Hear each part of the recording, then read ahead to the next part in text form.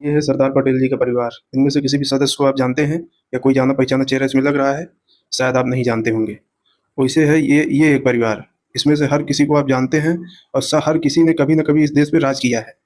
स्थिति तब है जब 1946 में वोट हो रही थी तो कांग्रेस कमेटीज में से एक भी कमेटी ने नेहरू जी को वोट नहीं दिया था और 15 में से 12 कमेटीज ने सरदार पटेल जी को वोट दिया था और 3 कमेटीज ने किसी को भी वोट नहीं दिया था। यानी कि जिस व्यक्ति को एक भी वोट नहीं मिले थे उसके पूरे खानदान को देश जानता है, उसके खानदान ने पूरे देश पे राज किया है। और जिस व्यक्ति को सभी पसंद करते थे, चाहते थे कि पीएम यही बने, उसके खानदान को देश जानता तक नहीं है। इस देश की सबसे बड़ी विडंबना। और ये थी वो वोट चोरी, जिस वोट चोरी का राहुल गांधी आज ढिढोरा पीटते हैं। वो इतिहास में जाके देखे तो उनको पता चलेगा कि उनके परिवार का पूरा उदय ही वोट चोरी के बेसिस पे हुआ था। और ये तो राहुल प्रियंका तक की बात है, भाई आगे भी आ जाइए। प्रियंका वाड्रा के बच्चे आ रहे हैं, अभी उनकी भी गुलामी करनी है।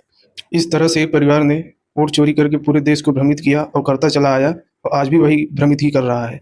जब जब इस देश में सरदार पटेल की बात की गई है तब तब कंट्रोवर्सी खड़ी करने की कोशिश की गई है।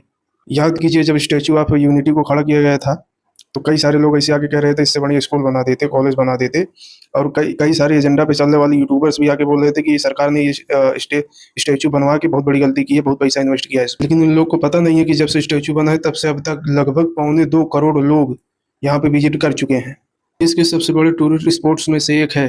अब तक लगभग 400 करोड़ रुपए का रेवेन्यू भी अर्जित कर चुका है।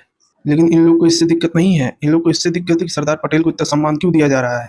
इन लोग को ये बात पता ही नहीं है कि अगर सरदार पटेल ना होते तो भारत का नक्शा ऐसा होता। सरदार ही थे जिन्होंने पूरे भारत को एक किया था। केवल कश्मीर का ही एक ऐसा मुद्दा था जिसको सरदार जी ने नेहरू के पक्ष में डाल दिया था। और नेहरू जी ने क्या किया उसके साथ, इसको हम सब जानते हैं। सरदार जी ने नेहरू से बार बार कहा था कि चाइना पे इतना ज्यादा भरोसा मत करो, कभी भी धोखा दे सकता है। लेकिन नेहरू को लगता था हिंदी चीनी तो भाई भाई है। नेहरू को लगता था कि चीन को परमानेंट सीट दे देनी चाहिए। नेहरू को लगता था कि 1962 में चीन अगर अक्साई चीन ले भी लेता है तो कोई दिक्कत नहीं थी, क्योंकि वो तो बंजर जमीन था। इस प्रकार की मानसिकता रखने वाले के परिवार ने हमारे देश पे राज किया है और जिसने हमारे देश के लिए इतना सब कुछ किया उसके परिवार को आज कोई जानता तक नहीं है। ये है हमारे देश की विडंबना। इन सब का बेसिस था वोट चोरी।